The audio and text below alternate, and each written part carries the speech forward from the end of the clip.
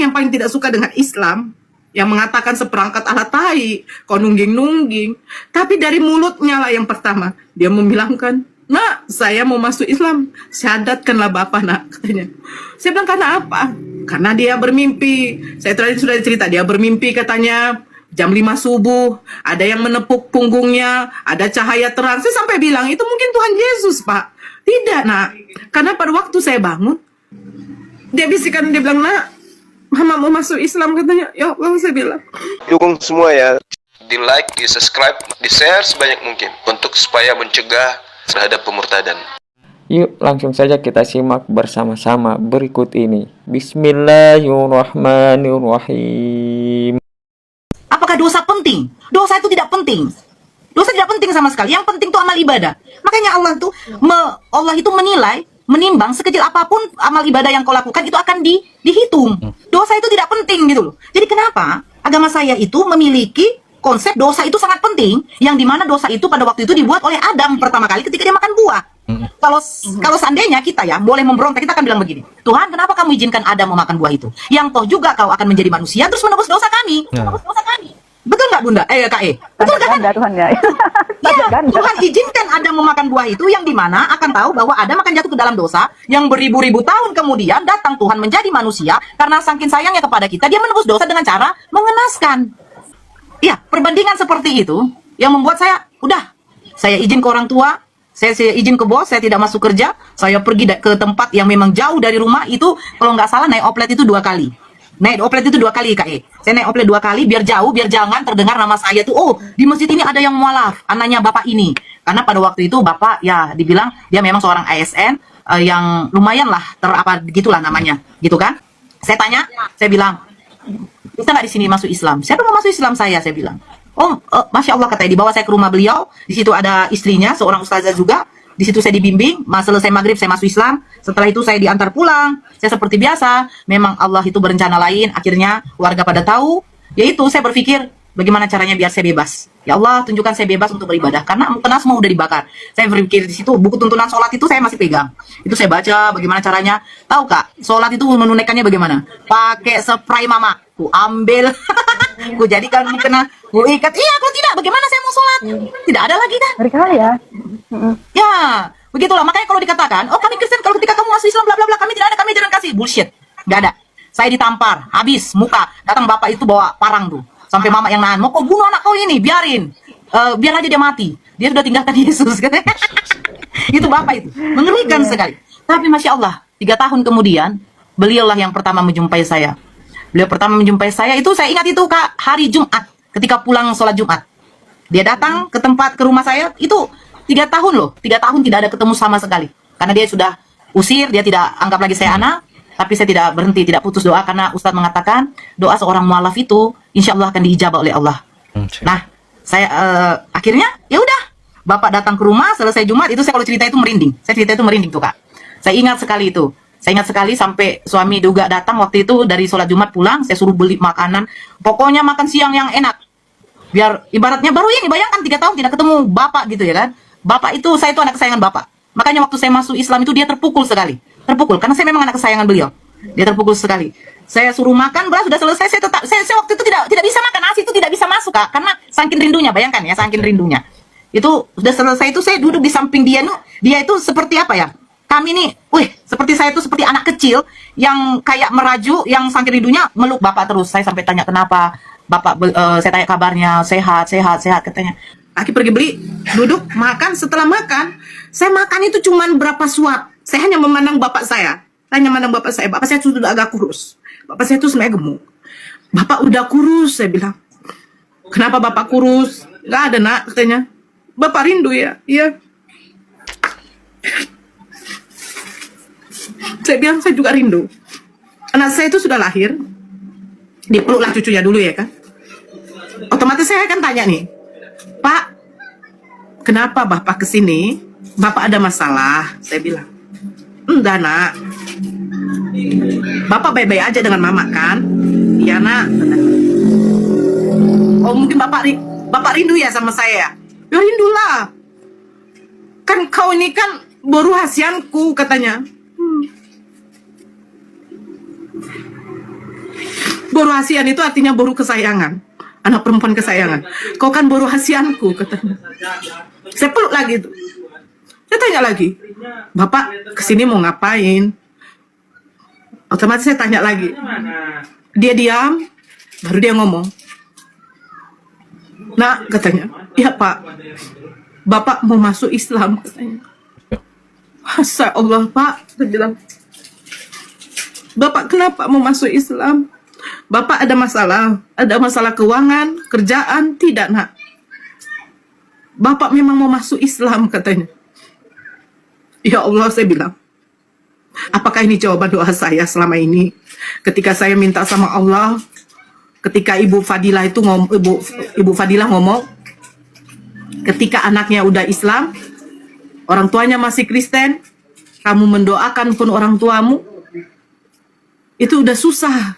Karena orang kafir itu tempatnya di neraka jahanam. Saya membayangkan neraka jahanam. Api saja disentuh kita kepanasan, apalagi neraka. Terus orang tua saya, semua keluarga saya itu akan saya lihat di neraka. Saya tidak gitu loh. Saya bilang, bagaimana caranya biar orang tua saya ini tidak masuk neraka? Nora berdoa terus, minta sama Allah agar orang tua Nora, keluarga Nora itu mendapat hidayah dari Allah, katanya. Saya waktu itu berpikir sampai kapan gitu loh. Bayangkan kita 1 tahun saja, 2 tahun tidak dijawab doa, mungkin ya udahlah, mungkin Allah belum kasih apa gitu. Jadi agak dikurangi. Saya tidak, saya meminta ya Allah, ya Allah. Saya tidak pun kau kasih pun harta dunia. Orang tua saya saja. Orang tua saya saja, keluarga saya saja. Kalau sudah Islam, udah nggak perlu pun kaya, nggak perlu, tidak perlu. Makan aja udah cukup. Saya dapat tempat tinggal, rumah kecil pun bobrok pun saya sudah cukup. Asalkan orang tua saya saja ya Allah, saya minta kepada Allah. Datang Bapak meminta orang yang paling tidak suka dengan Islam, yang mengatakan seperangkat alat tai, kau nungging-nungging. Tapi dari mulutnya lah yang pertama, dia membilangkan, nak, saya mau masuk Islam, syahadatkanlah Bapak nak, katanya. Saya bilang, karena apa? Karena dia bermimpi. Saya tadi sudah cerita, dia bermimpi katanya, jam 5 subuh, ada yang menepuk punggungnya, ada cahaya terang. Saya sampai bilang, itu mungkin Tuhan Yesus, Pak. Tidak, nak. Karena pada waktu saya bangun, saya mengucapkan, Allahu Akbar, katanya. Kalimat yang tidak pernah mau dia ucapkan, tapi dia harus ucapkan. Itu waktu subuh. Karena setelah itu dia terbangun, ada komat di musola di belakang rumah, komat kecil.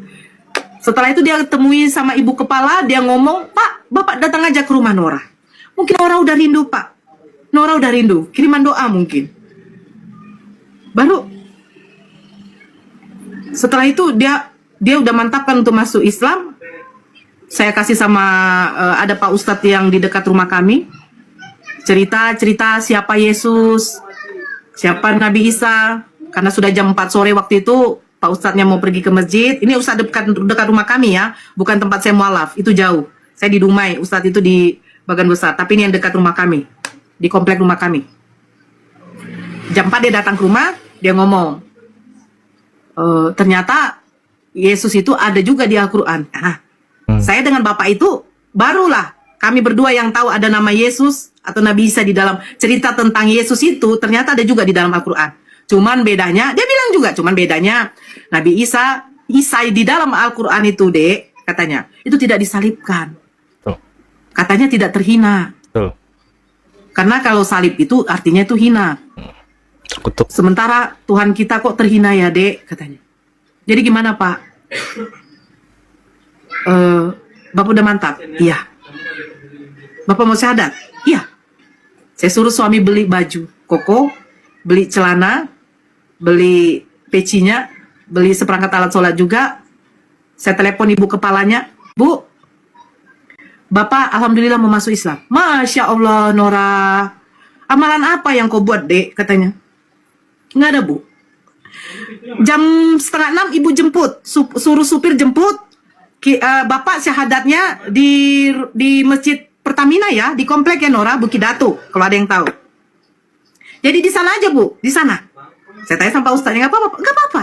Pak Ustadznya alhamdulillah hadir juga. Karena Masya Allah dia bilang, ada anak yang walaf, bapaknya ikut katanya. Masjid Walaupun Al-Muhajirin, Bunda. Masjid Al-Muhajirin Bukit Datuk. di Pak Datuk, iya. Yang besar itu yang cuma saat itu ya Pak Ega ya. Ya, ya. Ya. Akhirnya Bapak selesai Isa baru mengucapkan kalimat syahadat.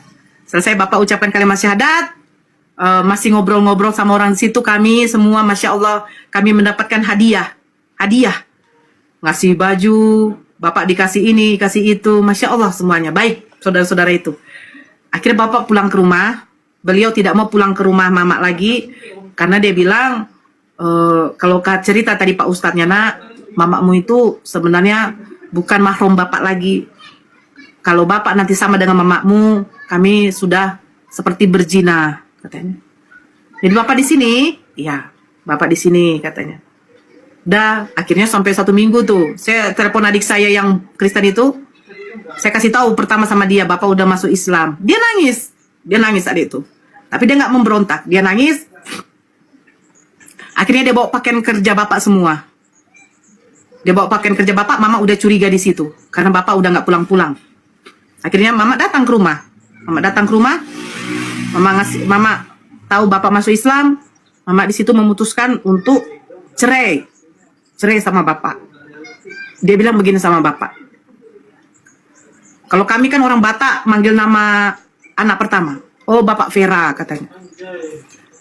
Berapa tahun lah kita menikah? Dari tahun 70-an kita menikah. Bagaimanapun sifat-sifat buruk kau. Bapak saya dulu jujur, seorang penjudi, peminum, suka nongkrong di kafe, itu bapak saya. Tapi saya tahankan, katanya. Tapi saya tidak menyangka. Kita harus berpisah hanya karena agama, katanya. Saya di kamar itu dengar nangis.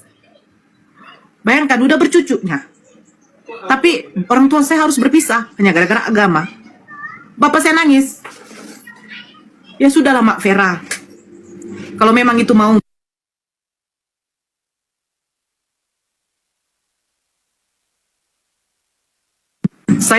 Kalau memang itu mau Mak Vera, katanya. Saya terima. Katanya. Tapi saya sudah tidak bisa merubah keputusan saya.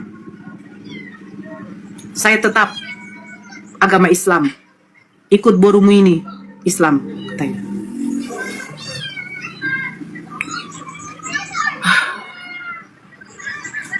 Jadi sudah itu Mama minta uang, ongkosnya 1 juta untuk pulang ke Pangaribuan. Kampung Mama di Pangaribuan. 1 minggu kemudian saya dengar ada telepon, sakit. Loh, bukannya Mama udah di Pangaribuan? Enggak jadi. Waktu Mama mau berangkat itu Mama sakit. Terus di mana sekarang? Udah bawa ke rumah sakit? Udah, kami baru pulang dari rumah sakit. Saya bilang Bapak, Pak, Mama sakit Pak. Saya telepon di kantor, Bapak pulang ke rumah. Saya telepon suami, Bang, Mama sakit. Bukannya udah di Pangaribuan mamamu, katanya. Enggak Pak, kalau dibilang psikori nggak jadi berangkat, langsung katanya sakit. Sampai ke rumah saya lihat Mama di situ memang udah sakit. Udah datang beberapa pendeta ngobatin. Betul. Kalau nggak percaya tanya orang Dumai itu. Rumah kami itu siapa yang tidak kenal? Rumahnya Pak Aritonang. Yang keluarganya satu keluarga semua Islam. Mamanya pernah sakit karena itu gosip. Mamanya sakit karena suaminya masuk Islam. Suaminya masuk Islam karena kawin sama londur. Hamil londur itu akhirnya terpaksa masuk Islam. Itu fitnahan kepada bapak saya pertama. Itu fitnahan. Waktu itu. Tapi untuk membantah fitnahannya itu terbukti di komplek kami itu melihat bapak saya itu mulai sholat subuh, kecuali zuhur dengan asar karena masih di kantor, maghrib, isya itu selalu di masjid. Pulang dari isya dia di rumah baca buku. Itu saja kerjaan bapak saya. Terbantah fitnahan mereka mengatakan bapak saya mengawini londur, makanya masuk Islam. Mama saya ditinggalkan, akhirnya mama saya drop. Baru saya datang ke rumah karena adik saya cerita tadi, adik saya itu sebenarnya sudah mau menikah, yang nomor 4, gadis, sama orang Batak, marga Gultom, dia Kristen, orang komplek itu juga di air bersih. Dia mau menikah, lihat mama saya tuh udah kurus sekali, ya Allah, udah pucat. Dia ngomong pun juga udah nggak apa ya, mungkin karena udah tidak ada tenaga, nggak makan, minum pun nggak, jadi dari impus lah makanannya. Terus saya peluk nih mama saya peluk mama saya nangis kan. Saya bilang, Mak, kenapa begini, Mak? Dia cuman, saya lihat dia cuma air matanya turun terus. Mak, aku bilang, kenapa begini, Mak? Nggak ada responnya. Saya minta izin sama adik saya yang nomor 4. Gara-gara bapak saya sudah mualaf, batal pernikahannya. Itu membuat dia tuh mengamuk besar sama saya. Gara-gara kau binatang, bapak masuk Islam, mama sakit, dia pun batal nikah. Tapi dia nggak ngomong batal nikahnya. Saya terima makin adik saya tuh. Terus saya minta izin ke adik saya, Dek, izinkan kakak untuk obati mama. Mungkin sebenarnya mama ini sakit bukan sakit medis. Sakit itu mungkin ya tertekan batin. Kerinduan dia juga kepada suaminya. Karena bertahun-tahun nggak pernah dia pisah sama bapak itu.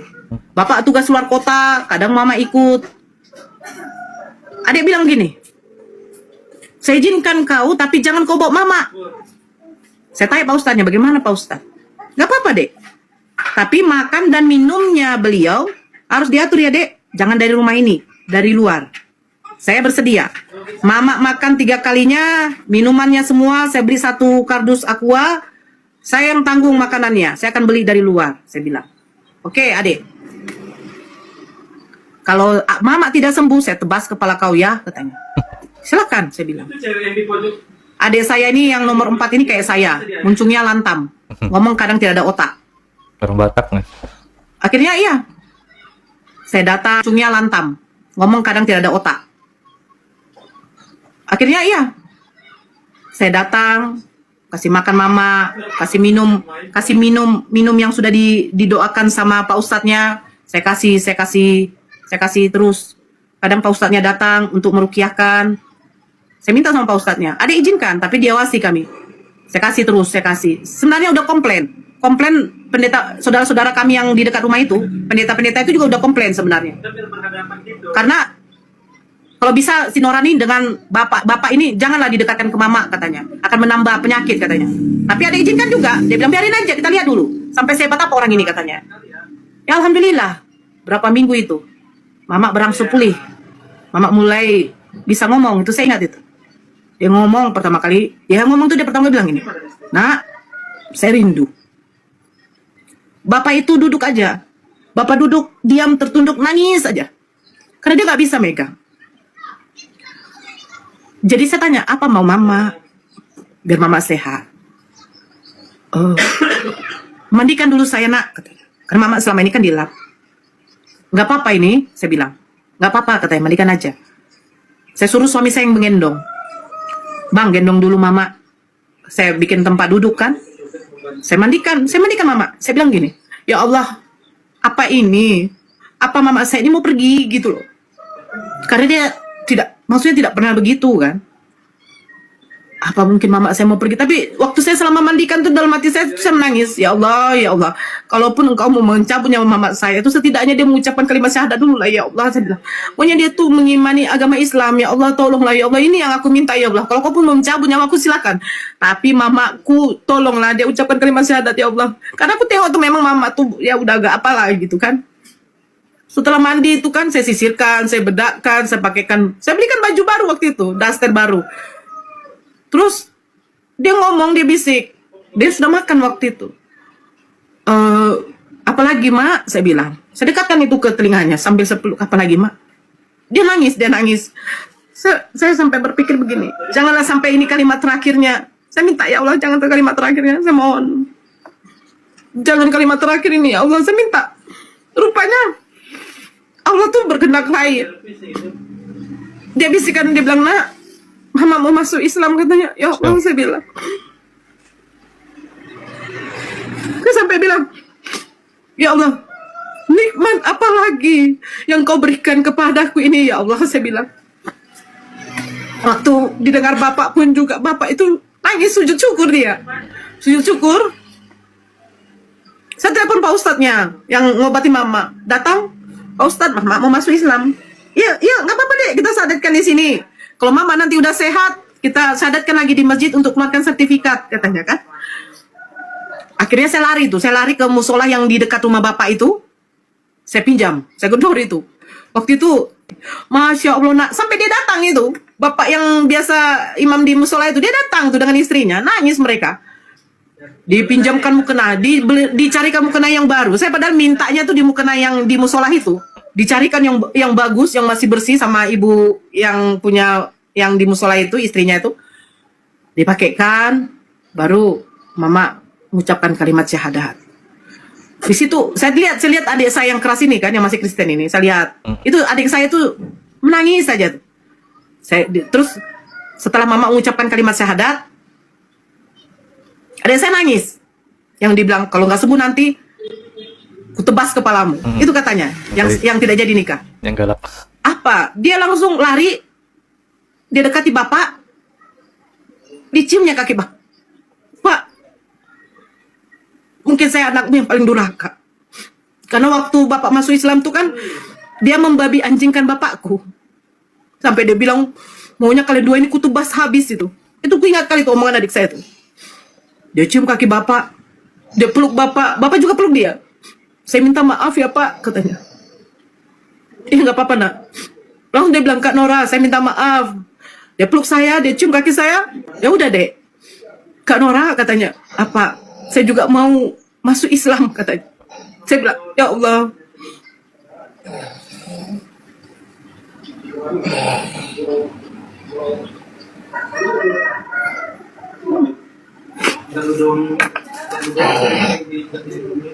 Saya cuma bilang gini, ya Allah, kalau Engkau mau matikan kami ini, matikan aja sekarang. Saya bilang gini, apa sih nikmat apa lagi yang Allah kasih sama saya ini, ya Allah. Saya tidak menyangka, demi Allah saya tidak menyangka bapak saya, adik saya, kakak belum waktu itu, adik saya yang dua gadis ini masuk Islam. Saya telepon ibu kepalanya lagi, memutuskan, Dade, Mama dengan adek itu syahadatnya di masjid Bukit Datuk lagi adek ya. Nanti dijemput supir. Akhirnya datang. Jujur, waktu dikasih tahu akan ada yang mualaf lagi, yang mualaf ini adalah anggota keluarga Bapak Aritonang yang mualaf kemarin katanya. Masya Allah masjid itu ya Allah. Sampai imam di masjid itu begini. Pak Aritonang biar tahu ya. Masjid ini itu penuhnya pada waktu taraweh katanya. Taraweh dengan sholat Idul Fitri. Tapi Masya Allah waktu katanya mereka mendengar ada istri bapak dengan anak gadis bapak mualaf ini rame Pak. Masya Allah. Akhirnya kami dikumpulkan di depan di masjid itu. Saya nggak tahu saya mau bilang apa lagi. Ya Allah, sampai ditanya, Dek, katanya sama saya, amalan apa Dek yang kau buat sehingga asbab dari kau ini anggota keluargamu loh, bapakmu, mamamu masuk Islam. Saya bilang saya hanya minta kepada Allah. Saya tidak diberikan harta pun, tidak usah pun saya punya rumah megah, mobil, tidak masalah ya Allah. Tapi jangan mama saya, orang tua saya ini di nerakamu. Jangan ya Allah, saya bilang. Jujur, di masjid itu, laki-lakinya pun mendengarkan kesaksian ini sebenarnya menangis semua.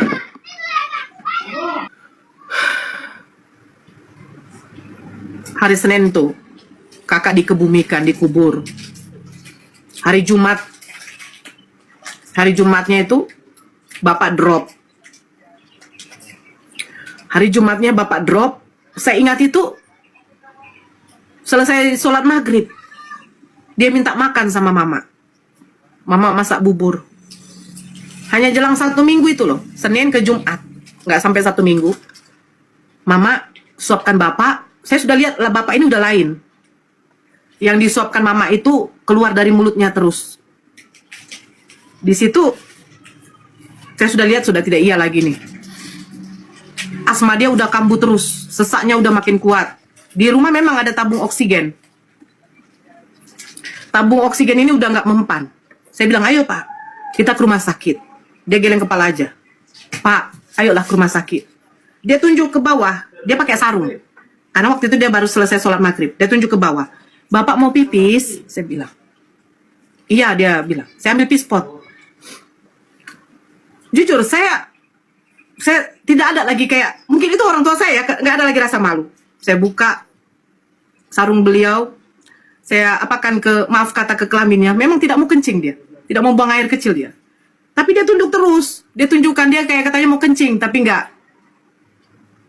Akhirnya dia mulai tumbang, saya telepon adik ipar saya tuh dekat dengan rumah bapak juga. Saya bilang, Kor, panggil lakimu. Kenapa? Bapak, aku bilang. Karena semenjak kematian kakak saya itu, bapak udah kurang sehat di situ. Mungkin karena pikirannya, karena bapaknya orangnya pendiam. Kami bawa ke rumah sakit. Itu pakai mobil orang waktu itu. Kami bawa ke rumah sakit.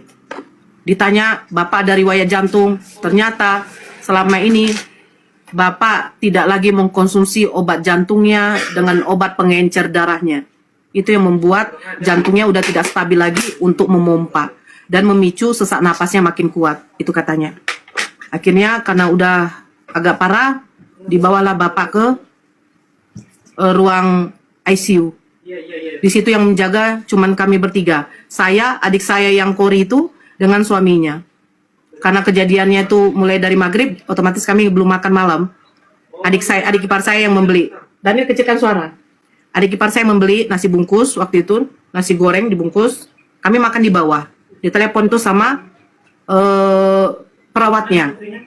Bu, ke atas dulu bu, katanya. Kami naik ke atas. Bicara sama dokter. Dokter bilang, Bu, mana ibunya? Ini anaknya ya? Iya. Oh, ibu di rumah. Nggak bisa datang ya? Enggak. Karena memang keadaan mama itu orangnya terlalu lemah. Bapak ini sebenarnya sudah tidak ada harapan. Karena detak jantungnya ini sudah tidak normal, terus merusak paru-parunya. Sehingga memicu asmanya terlalu kuat, katanya. Tapi kami mencoba berusaha, katanya. Adik berdoa saja semua, ya. Tapi silakan masuk. Karena dokter itu mungkin udah tahu, kami diizinkan. Sebenarnya di ICU tidak boleh. Tidak boleh di situ lebih dari 1 orang. Tapi kami diizinkan untuk talkinkan ya, membilangkan la ilaha illallah, la ilaha illallah. Saya telepon mama. Mak, kayaknya kondisi bapak ini tidak baik. Doakan saja nak. Itu pertama mama ngomong. Saya tutup. Mama mau datang? Enggak bisa saya datang ke situ nak. Oke. Jam 12:30 tuh. Mulai drop. Bapak mulai drop. Detak jantungnya mulai sudah tidak bagus. Itu datang perawatnya mengecek kondisi, menelpon dokter. Dokternya telepon saya, Bu, kalau kata perawat yang di situ, coba ibu talkinkan lagi Bu, bapak sudah mau perjalanan.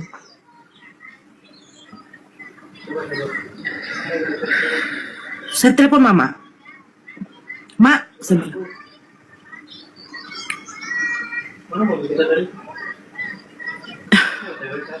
bapak ini sudah mau pergi. Mama bisa datang?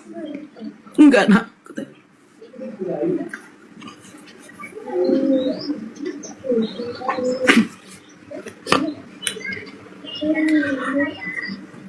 Salam cium, sampaikan salam cium mama untuk bapakmu.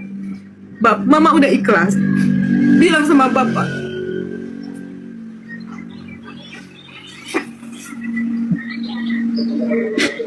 sampaikan sama bapak, selamat jalan ya.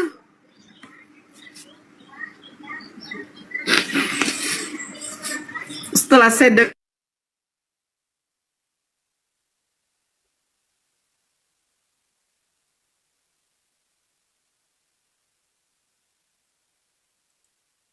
saya bilang, terima gak amal ibadah Bapak di. Terus saya cium lagi. Ini ciuman dari adik-adik ya Pak. Ini ciuman dari cucu-cucu Bapak, saya bilang. Saya talkinkan lagi. La ilaha illallah, saya bilang. La ilaha illallah. Tidak begitu lama, Bapak kejang. Datang dokter dengan perawatnya, itu memompa. Jam 1:30 pas. 1:30 pas. Dokter bilang, Bapak udah pergi. Saya di situ jujur saya tidak mengeluarkan air mata. Saya panggil adik saya dengan adik ipar saya dengan adik saya nangis peluk. Saya jujur saya sudah tidak lagi. Saya tidak lagi.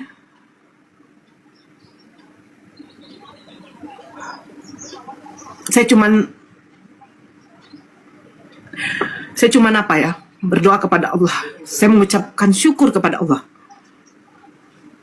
Saya yang pertama membawa bapak saya, membimbing bapak saya untuk mengucapkan kalimat syahadat. Ya, saya juga